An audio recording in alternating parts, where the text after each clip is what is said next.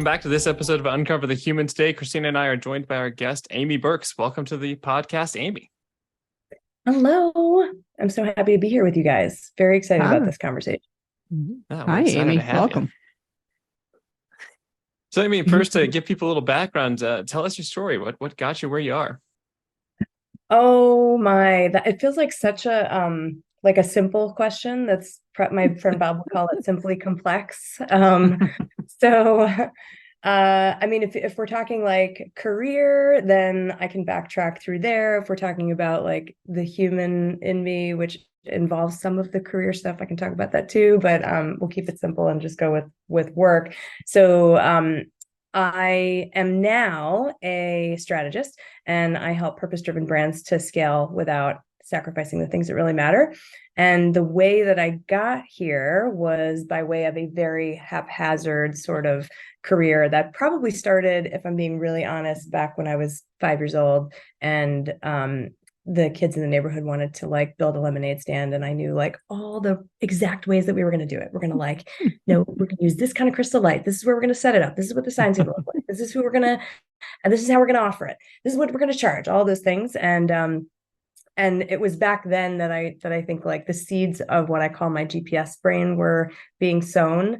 And so I've always really been able to see in maps and understand the easiest, most efficient and fun way to get to a result. And so that and my innate deep curiosity took me on this like circuitous route through my career, and from jobs in retail and fine dining and in banking and in selling cars and nonprofits and doing all these really random things that at the time I used to beat myself up about, because I felt like, oh, I'm really inconsistent. Why can't I just like pick a job in a industry and stay there? And like, what's the deal? And I think at heart, I really was hoping to find a company that would like see my value and would then invest in me and help me become what I thought I needed to become as far as like a successful human is concerned. And so I found that finally in my job in finance, or one of my jobs in finance, and ended up moving up through the ranks and was working on enterprise projects in a Fortune 25 bank doing project management and strategic planning. And it just like it still wasn't enough. I was like, why do I have to keep filling out these PTO requests? Why is my time not my own? Like, I have this enviable job, and why does it not feel like enough? I'm making a ton of money and I get to be remote, when before it was a thing that everybody could do. And so it kind of became untenable. It just became this scenario where I was like, all right, I just can't really see doing this anymore. And so I started consulting, and then that became its own circuitous path, because I originally thought I had no really marketable skills. Like, I couldn't look back at my career with kindness to myself and say like, wow, look at all these things that I can do. I thought, oh, I'm just gonna be a life coach. And so I went and got a certification and was like, that's gonna make me credible, and now I'm gonna go start this business. And then I like promptly realized that I had zero understanding of like what I was going to do to build the business and grow it. And so I spent a year spinning my wheels trying to figure that out, and then was at a retreat with some work colleagues, some other entrepreneurs, and one of them was like, oh, I'm trying to figure out how to get this retreat built and sold, and I can't get out of my own way. I don't know what to do. And I was like, well, let's talk about it and let's figure it out. And so in like 12 minutes, I had helped her map out, the whole strategy for launching the thing. And everybody in the room was like, what just happened? And I was like, what? I just used my GPS brain. I saw the map and then we figured it out. That's like, you guys can all do that, right? And they're like, no, we can't. And I was like, what? You don't see in maps too? And they're like, nobody does. Nobody's brain works like that. Are you kidding? And I was like, what? Like, I thought everybody could do this. I had no idea that was a marketable skill. And then it suddenly dawned on me, and they were like, you should be helping business owners with their businesses. And I was like, oh, I guess that does make sense. And so uh, I've had the business for 10 years. That conversation happened just about 9 years ago. And now here I am, and thriving and loving what I do. And the people that I work with are just like so brilliant and doing such wonderful things in the world. And the fact that I get to help them scale more easily and simply means that they're making a bigger impact in the world, and that couldn't make me happier. So that's the very long simply complex story of how I got here. Huh, that's awesome. It's That is funny awesome. how much like our innate gifts, the things that we just kind of default to, become invisible to us over time. We don't really even think of them. We don't see them. We don't notice them until somebody kind of points that out. So what gave you the comfort to kind of commit to it and jump in full on your gifts? Say that one more time. What gave you the kind of confidence, the jump in on that being your gift and what you could do with it?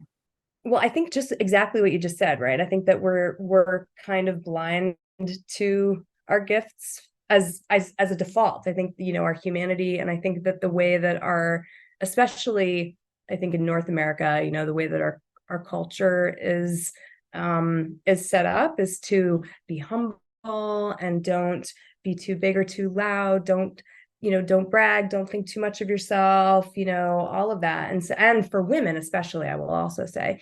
And so I think, that just being a part of who I was, I couldn't see it until suddenly I could see it. And then I couldn't unsee it. And I was like, oh, right, this is like, and really because it had never occurred to me, because it was so easy for me, like this, idea that somebody would tell me that they want to build the first coffee shop on the moon. And I'd be like, let's do that. And I know exactly how, and we got to start here. And yes, right. So because it came so easily to me, I assumed that everybody else could do it. Because there's nothing really special about me because I'm not that special. And so what's interesting is that, the last 10 years having my business, number one, it gave me the opportunity to see that and then not be able to unsee it anymore. And so then that piqued a whole new opportunity for me to see myself differently. And that has been this amazing trajectory to be on, because now I sit here 10 years later and I'm like, I am effing awesome. I can do all this stuff. And this career that I had was so perfectly aligned to put me where I am right now. And, to help me serve my clients in the ways that I do. And I'm a great mom. And I'm I have no problem talking about how great I am now. And I feel no shame in that anymore. So I think it's easier now for me to be able to see potential in myself and to feel like it's such a generous gift to then share it when I see it in others, because I know how easy it is for us to not want to, allow ourselves to see that in ourselves. So yeah, so I think it was exactly as you said, right? Somebody peaked that potential for me, pointed it out, they shined a spotlight on it, and I was like, oh, this was a blind spot. I didn't even know that was there. And now that it's there, it's holy wow, the floodgates are open and now I see all the potential. So yeah, great question. It's a great story for sure. What do you think shifted in you to going from the kind of the cultural shame, especially, on women, to stay small, don't brag, all these things, to, yeah, I'm awesome. Check what I get to do. What's shifted? God, that's such a great question. I love this conversation because the people that I'm closest to, this is the kind of stuff that we talk about a lot. The how I think we talked about this some too the last time we connected, about how fascinating humans are to me. Oh my gosh, it's just fascinating what we do and what we, the stories that we agree to within ourselves and as a society and as a collective, humanity. And so I think, a lot of things shifted within me, and it's been incremental. I would say that I could probably backtrack my personal growth journey to when I was I don't know, 20, 21 maybe. And my cousin who I was visiting in Denver before I decided to move to Denver, she gave me The Way of the Peaceful Warrior to read. And she's like, you should just check this out. She really stewarded my spiritual awakening. And so it's been this incremental journey that has had, I feel like, if it was a video game, right? I was just kind of cruising along and picking things up, finding a coin here or there, like Super Mario Brothers. And then certain things would happen or have happened, especially over the last, 5 years or so, 10, probably since I had my business, where I'll hit a power up and then I'm zoom, oh wow, that I have this amazing insight. Now I see things in a whole new way again. So I would say that, that realization about my business was probably one of them. Feeling empowered enough to, to start a business to begin with and to leave my job, I think was another one. and so I think because I'm so innately, insanely curious, that has just led me like down all these roads. And what's really also interesting, I think, is that along the way, there's been all this self-doubt, like I sit here and like I still have it, like I know I'm awesome, and I can, finally really like deeply connect to the idea that I like myself and that I love myself, and that's a new thing for me.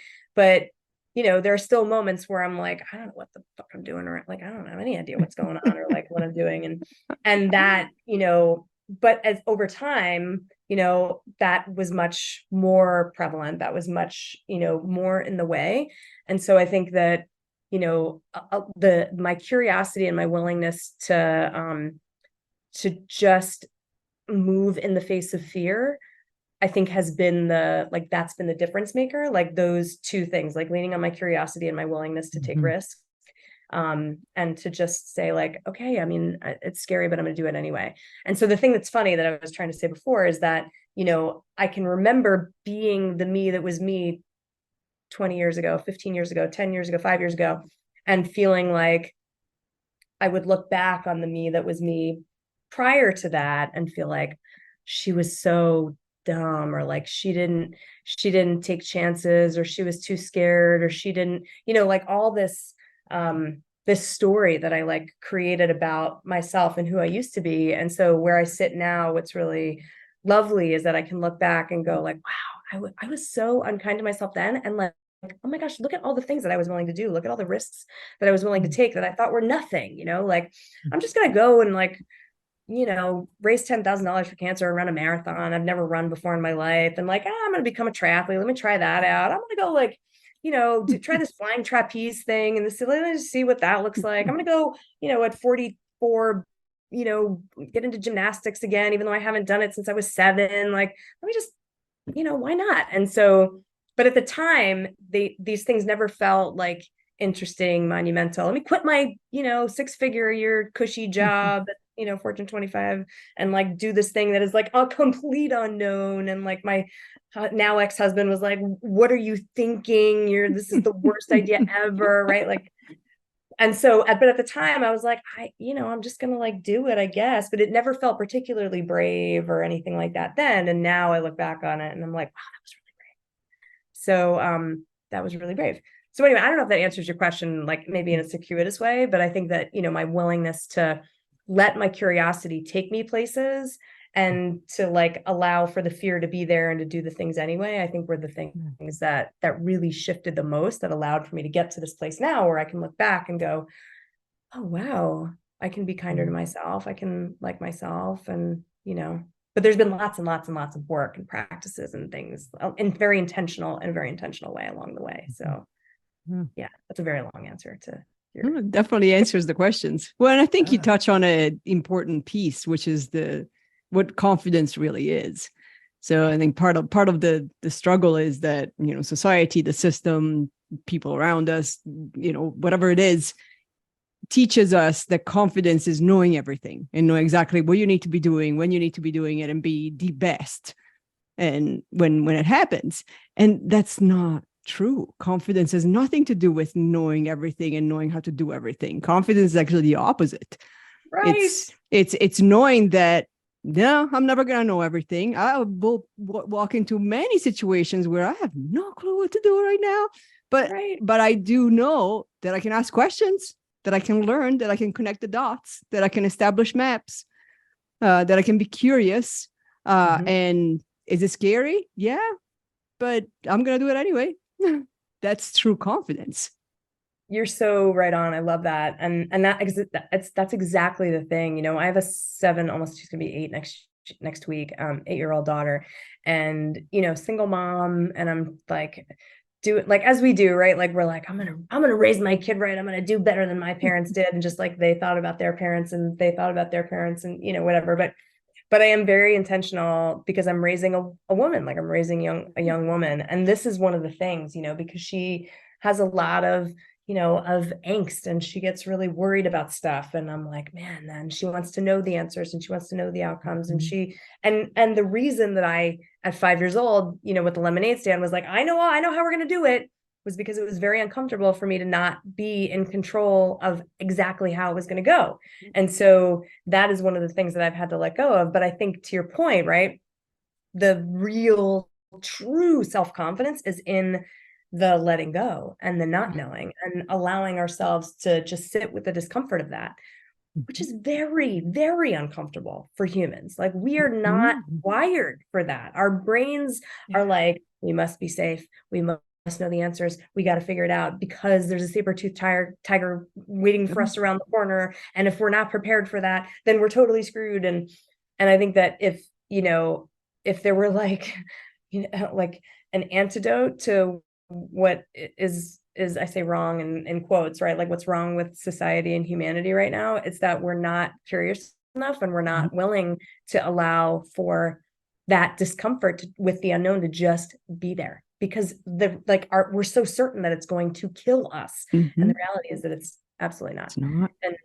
And that idea of the not knowing, I think, allows for us to be so much more ourselves, which allows our gifts and our intuition, and for like the magic of us and the way that we can play in the universe to just show up. I think that can appear when we're not trying so hard and gripping on and making a big show of what our perceived definition of confidence is, or what it's supposed to look like. I love that. You're so astute. Yeah.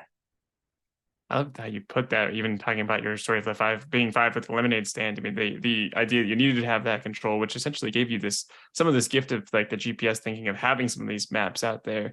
And so we end up in our weaknesses and our worries developing superpowers, which we can't feel as superpowers until we can get into that space of letting that discomfort be discomfort, rather than it being a continual defensive mechanism against the unknown, the worry, the fear, the lack of thinking it's going to kill us. Right. It's really wild, when I think about how many, and still, right? Like, it's still a thing. Like, we're like, this is just the evolution of being a human, right? Is that we're always going to be, moving through these things. And, as we move through time, especially if we're like curious, committed to personal growth, and are like practicing and intentional about it, right? Like, we're going to start to let things go, and then they're going to like show up again in other new ways. And so, one of the things that I say often is that the areas where I have had those power-ups in the game of, of like evolving as a human, the areas where I've had the most accelerated opportunities to really get to know myself and to challenge the stuff that has held me back are in my parenting, as a business owner, and in dating. Like, those three areas have historically been the biggest mirrors for me about where my opportunities lie in terms of growth, and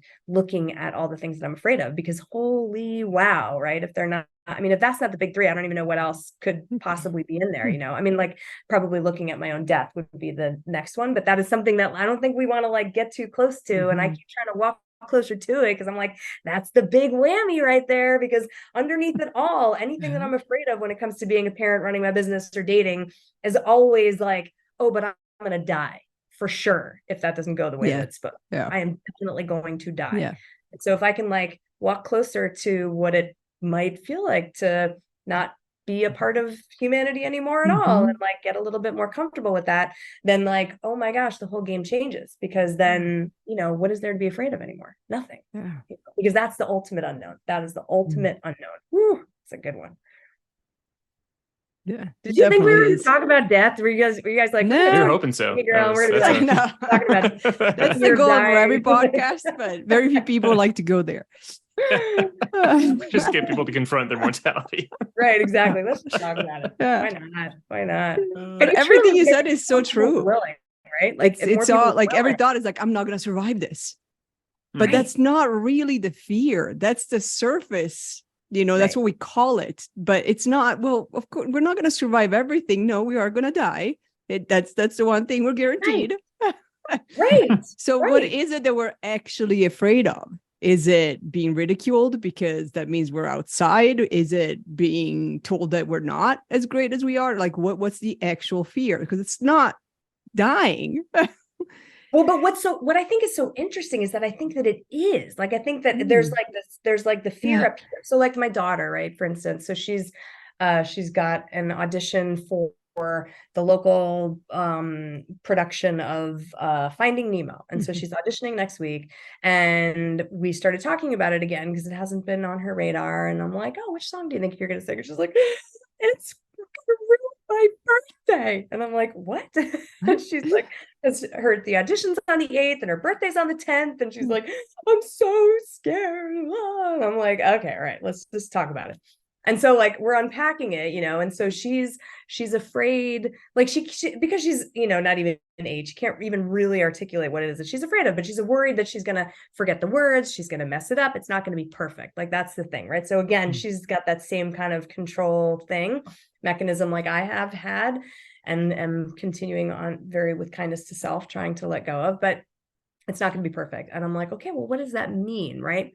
And so when we think about that, like if it's, somebody who's like making a big, risky decision in their business, right? If you guys were going to like go and like try to acquire another company to partner with to bring, a whole new level of services to the clients that you work with, like that's risky, right? And so like there's unknown on the other side of that. And so our body, I think, is in training with that unknown and is like, that feels very edgy because what might happen, we don't know. Holy wow, if it doesn't go well, and we've invested all this money, and then, oh my gosh, our reputation's on the line, and oh my gosh, our families are counting on us, and oh my gosh, what if the business goes under, and then holy shit, I might end up under a bridge and die alone. And so I think if you just follow it all the way down, it always comes down to like that. It's like the same thread of like the same resonance of like, it's not going to be perfect when I sing "Fish Are Friends, Not Food, Mama." Feels the exact same way to her as I'm going to die, because the unknown is just what we're afraid of. Is like that is the ultimate unknown. And so if we can say like, but it's all unknown, there's nothing known, we can't, like literally nothing, right? Like I could be sitting here and you could be watching me on Zoom here, and like 3 seconds from now an alien spaceship could like beam me up, and I'd be like, peace out guys, I'm going to a party on Mars. But like that's like anything is possible. Anything. And so if we can like get closer to embracing the idea that, okay, like if it's all unknown, then I have nothing to be afraid of, because I could either be afraid of everything and be completely non-functional, or I could just decide that I'm not going to be afraid of anything. And that like it's not as easy as that. You can't just like flip it on and flip it off, right? But that, I mean, that ultimately is like what, like where we could move towards, or like where I'm at least trying to move towards, is like, how do I be less afraid, or at least let it not, create reactivity in me that impacts my ability to show up in the world and be the best mother, the best coach, and and strategist, be the best friend, partner, like whatever that I can be. So yeah. Oh, I really like this conversation, you guys. Thanks for indulging me. No, this is great. This is exactly what we didn't know we were going to talk about it, but it's everything we'd hoped to talk about. Just what the realities of being alive are. It's the unknown of connecting to the humans. Honestly, it's like we never know what we uncover when we talk about uncovering the human. It's like, let's see what happens. Right? It's not predictable. Wild West over here. It's great. So connecting the dots a little bit, you talked about that you've had some of your biggest power up moments in parenting and the work, and what are some of those that you'd say, like in facing the unknowns, what power ups have you gotten? What are some insights you've had in those domains? Yeah, that's such a great question. So I think you probably have heard this too, right? Like everybody says our children are our greatest teachers, and it's so true, because like I have been, oh man, like every time I look at my kid, I'm like, God, she is amazing. This child is she's just the coolest human. She's so fun, so funny, so sweet. And she makes me crazy at times, right? Because she is also so much like me. And she's got that same kind of like discomfort with unknown, wanting to be in control, wanting to know all the answers.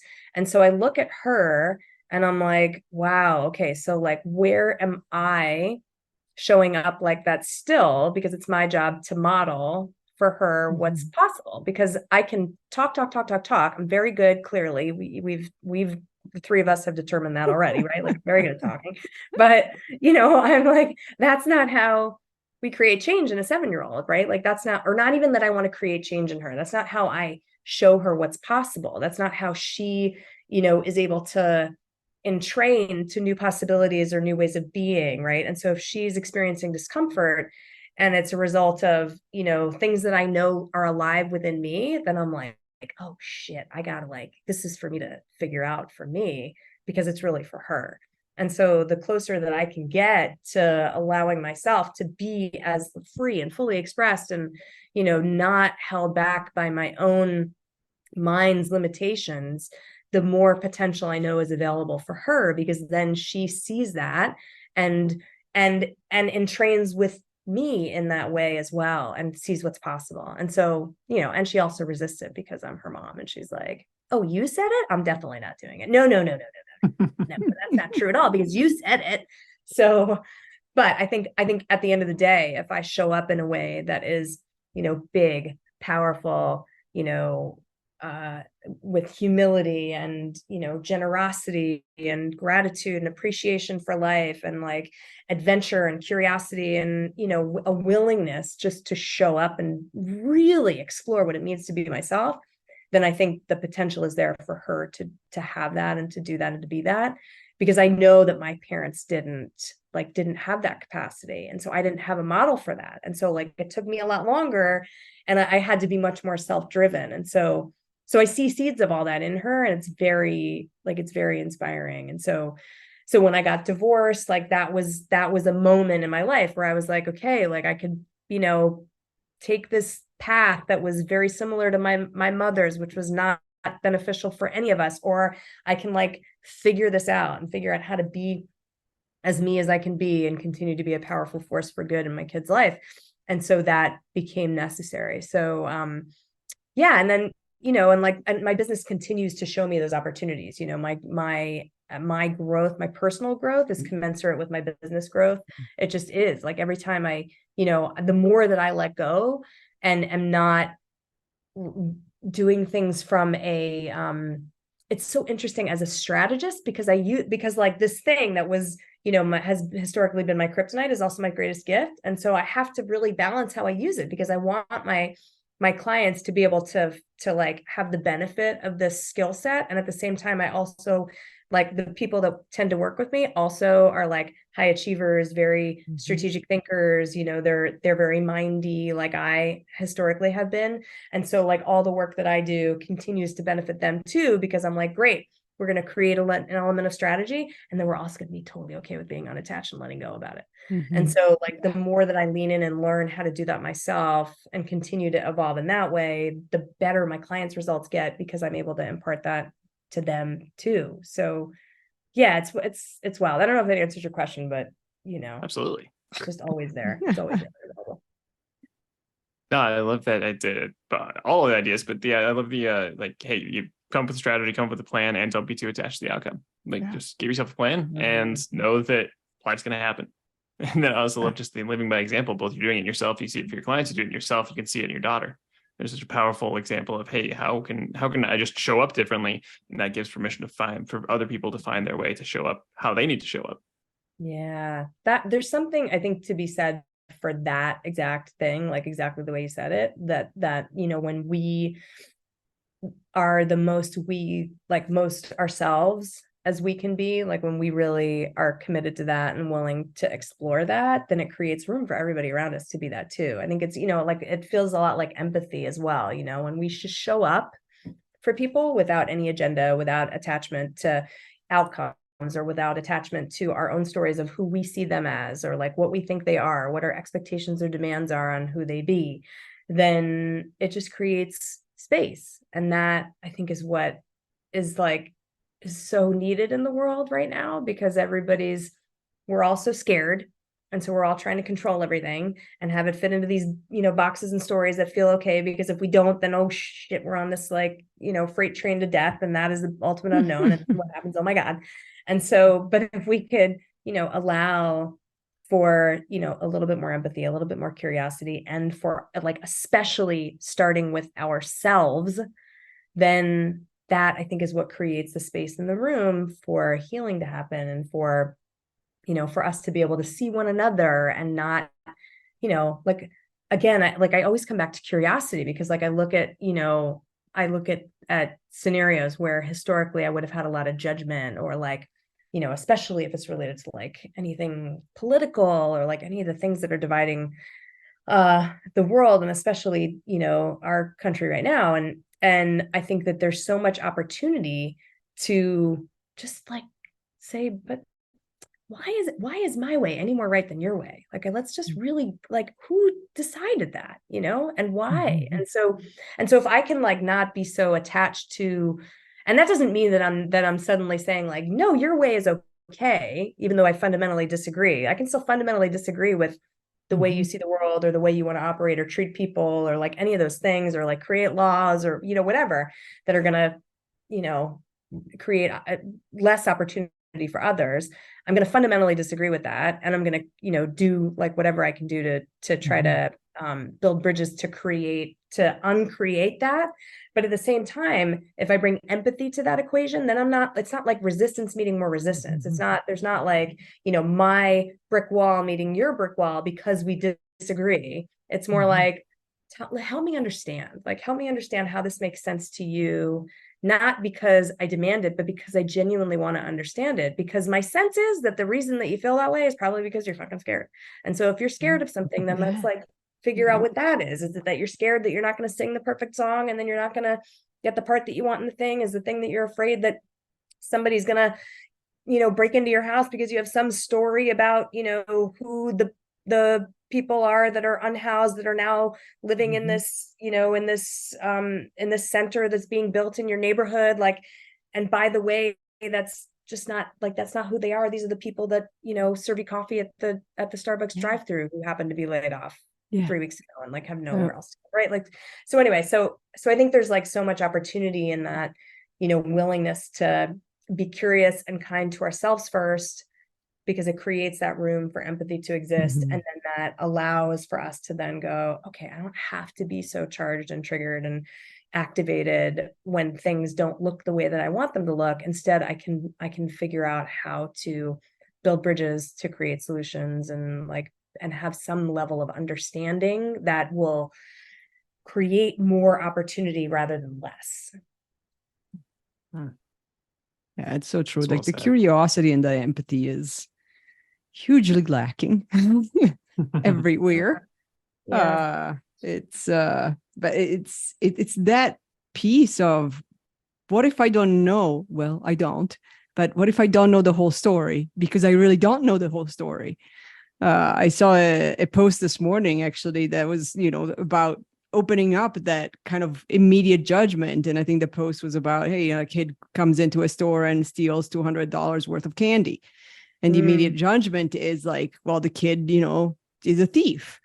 But then the story behind it is like, wait, if you actually stop and realize, like, why would a kid steal $200 worth of candy? I mean, think about that. Right. It's not one candy bar. It's $200 worth of candy. It's like, it's because he's hoping to be able to sell it back at school so that he can help his mom pay rent, who just got laid off. Right. So now the entire perspective has shifted. Oh man, it's just like, if we, I say this often, that I feel like, we've got these amazing brains. We're so smart as humans, like we can do so much. And yet we have this amygdala that has not caught up, like with evolution, like it just hasn't, right? And so because like it does this very good job of keeping us safe, and it's also really dumb, like it's just dumb. And so that, I think, is what gets in the way of our ability to be able to see those scenarios and have enough of a pause to go, I wonder what else might be going on here. Yeah. Like there's gotta be a good reason that this is happening, like the kid isn't just a criminal, right? The kid isn't just like, And even if he did go in there just to steal it just for fun, like what was on the, like what happened 6 months ago that put him on that trajectory to be there to steal that just for fun, right? Like just for fun, in quotes, right?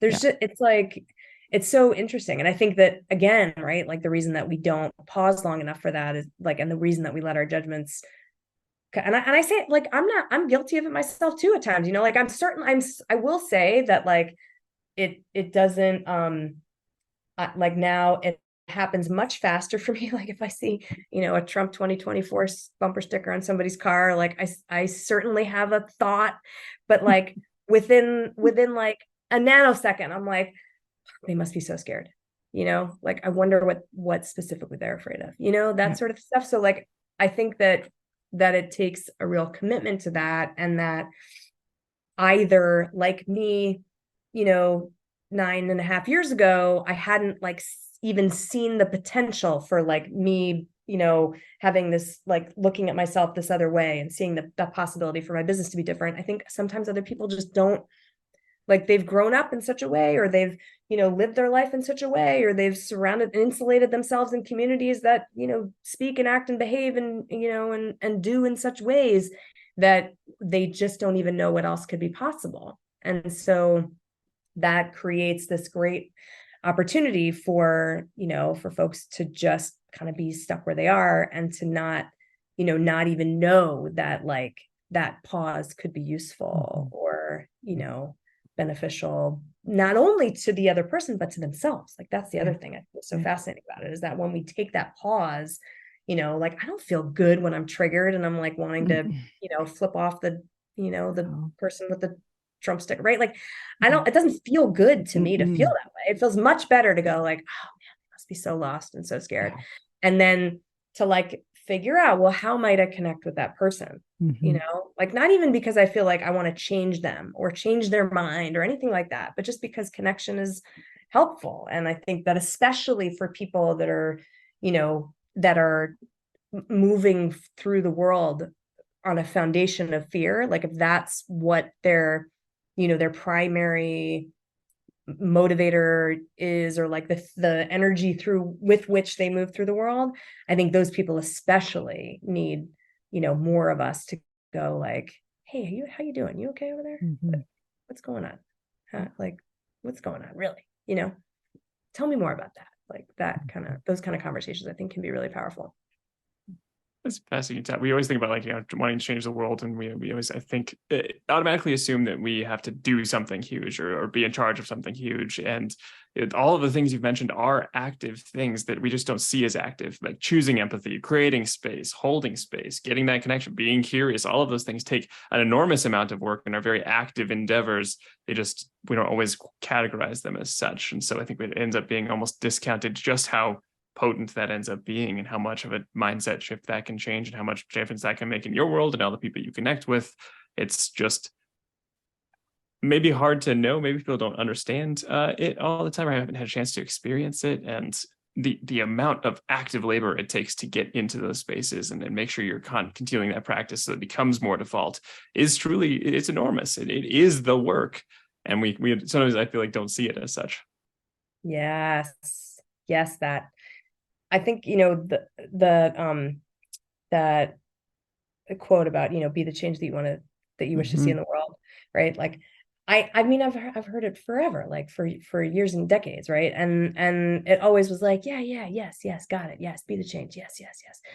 But with what, you know, to your point, Alex, about what you're saying, right? Like I think especially those of us that are really, and I don't know that there are many of us that don't have some, like I think this is part of the human journey, is that we feel some compulsion to want to help the world or change the world or do something big or like whatever, right? Like, and so I think that because we all have that seed within us, it also is, you know, it also, like as it grows, it creates this amazing opportunity for overwhelm, because we're like, oh, but that feels so big, right? Like how am I gonna, like I can't possibly do that, right? Like, right. So like so the reason that I gave that example before about the, you know, about the people who are afraid of the center that's being built and the folks who are unhoused, and what are they going to do, and what's that going to be like, and I'm, oh my God, I'm scared, is because I'm working this week, starting work with a new client who has a nonprofit, and they're building a center in a community that, and they're experiencing that. And so, right, like, I think that when we think about the bigger issues, right, like whether it's homelessness or poverty or, you know, climate change or like all these things, they feel enormous. And so we're like, but I'm only one person, and what can I possibly do? And so I'm just not going to bother, because it feels very uncomfortable, and like the outcomes of all that feel very uncomfortable. And so I'm just going to, like, you know, maybe put my plastic bottle in this recycling bin and hope that it's actually making it to a recycling plant and not ending up in the ocean anyway. And like, I'm just gonna like do that. And I'm not, you know, it's like, I can't, like, I just can't, because it's too much. And like our systems just can't manage it because of that same discomfort that we were talking about before, like trying to just sit with it and be with it, and like, oh God, it's going to kill me, even though it's not, right? And so I think that because we get so overwhelmed, it's hard to really see. And I will also say that for those of us that are like, but no, I have to do something, and it feels enormous. And so what is that thing I'm going to do? Like, oh my God, I got it. Like, that was where I have, you know, historically been, because I see the map, and because I'm like, well, this is how we got to do it. And I have to do 600 gazillion things. And then I'm going to, like, you know, go run for Senate, and I'm going to try to, you know, change the world. And like, and so that feels equally overwhelming. And then we're like, I can't do all, I don't have the capacity or the, you know, like, I can't, it's not sustainable. So like, either we go and we're like, I'm just going to put my little plastic bottle in the thing, and like, la la la, everything's fine. It's not for me to worry about. My kids will, their grandchildren will deal with it later, like whatever. Or we're like, I have to do everything, and then I'm unsustainable, and then I want to like fall over and die because I can't do anything.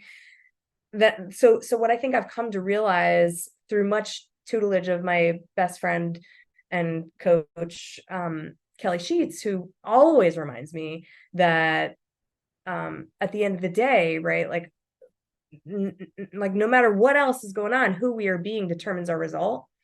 That idea of like, be the change that you want to see in the world has become so much more powerful and meaningful to me over the last like year or so than I think it ever has before, because I can see it, and I can really see how, you know, if we just as individuals are willing to like be kind to ourselves, be curious about ourselves, slow down for a minute, take a pause, bring some empathy to ourselves, and then like bring that out to those around us, that truly is the path to solving all the world's problems. Like, it really is. Yeah. And I think, and again, you know, then the strategist in me, the GPS brain, is like, okay, so how do we get everybody in the world to figure out how to make these shifts and to like learn all this stuff and to change and evolve, right? And I'm like, no, I just have to be me and keep showing up in the world as me as I can be, and know that somebody's going to hear this Siamo podcast, and they're going to be like, wow, that made a lot of sense. Like, I heard that, I've heard these things before, and now like now it makes sense. And I'm going to go, like, you know, try to be a little bit more me tomorrow, or like whatever, you know, like, I think that the opportunities are there, and we just show up.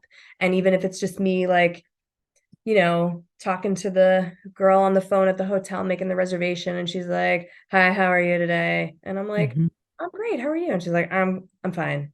And I'm like, are you really? Are you sure you're fine? And she's like, what? And I'm like, you don't sound fine. Are you sure you're okay? And she's like, oh yeah, I'm okay, right?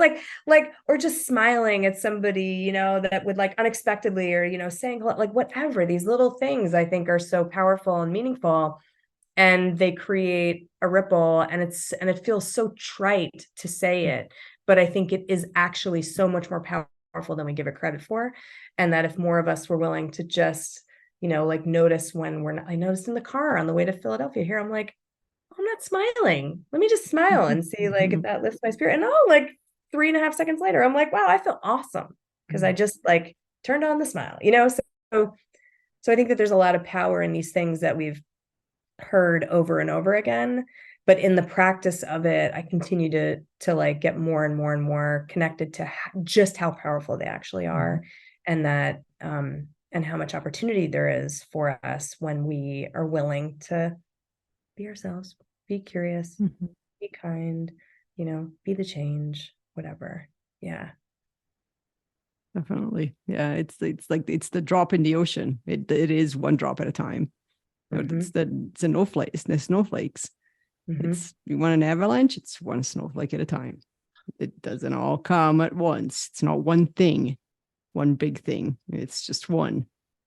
Yeah, I love that. I love that you said that way too, because I think, you know, like number one, I think like incrementally we change ourselves, right? Or like we evolve, right? We transform, we become more ourselves, and that all happens incrementally. And that's why I couldn't see it then, like back then, like how brave I was, courageous for making these choices or doing these things. And now I can see it, and like, you know, the me that's me today is different than the me that was me 6 months ago and 6 years ago and, you know, 26 years ago.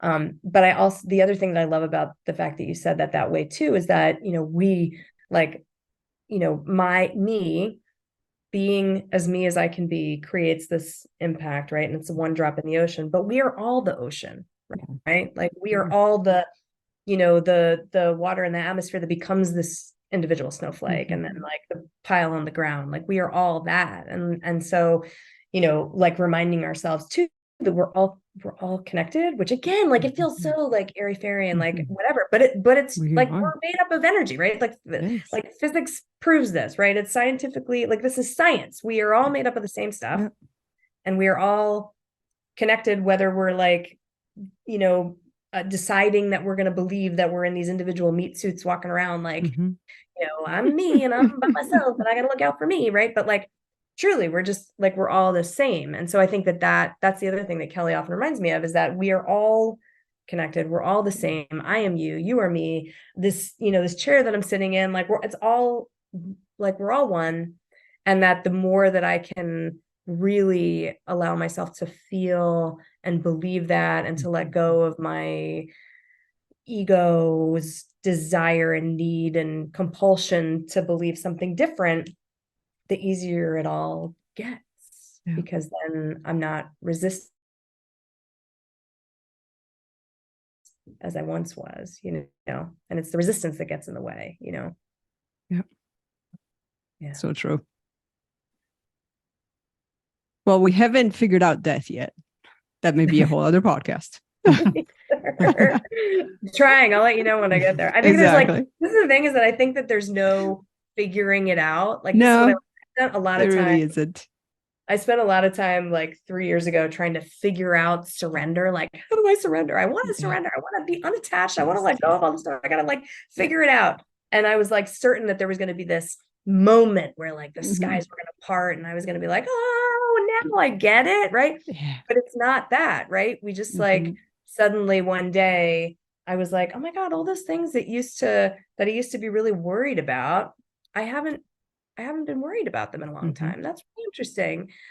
I have surrendered. Like I have gotten to that place, but it wasn't a light switch. It was incremental practice at, you know, allowing myself to sit with my discomfort and whatever. And I think it's the same thing with death. I don't know if it's like figuring it out. I think it's just like, we just continue to be curious about it. We sit with our discomfort about it. And we're like, okay, I can be here in this moment with this extreme, you know, uncomfortable feeling of, oh shit, now what? And okay, I didn't die from sitting with this. So I guess I can continue to keep doing that. And then I think one day we like look back on it and we're like, oh yeah, I'm not really afraid of that anymore. Yep. Totally agree, for sure. So to close us off, 2 questions. One is, what is your definition of authenticity? You've talked about being me, like us being ourselves. What is that? Yeah. Do you guys know the story of the Golden Buddha? Maybe. Alexis? I think so, yeah. So there's this, I'm gonna like totally mess up the geography of it because I'm terrible at geography, but some, you know, and Buddhist, yet you're a map maker. That's interesting, right? But that's a whole other conversation. I know. Map maker, really. Not map knower. I am great. Like, show me a map, and then like once I learn them, like where the things are, then I'm amazing. But like, I can't remember. I don't know the 50 cents. Anyway. So anyway, so there's probably somewhere like in the Himalayas, wherever, there was this town, and they had this amazing golden Buddha, and it was like huge, like, hundreds of pounds, like stories high. And there was a war, and there was like this invasion coming, and the soldiers were coming, and they were going to like decimate the city. And so the villagers, they like wanted to preserve their Buddha. So they covered it up in, dirt and sticks and mud and things, and, like made it in clay, and like made it appear like it was just some, big stone Buddha. So they covered the gold, and then they fled, and they left. And for centuries, or however long, they were gone. And so the ancestors who knew that it was made of gold, like they, died, passed on, whatever. And then years and years and years later, the, emperor, the ruler, whatever, was like, let's take that Buddha back to the, the temple castle place where I live.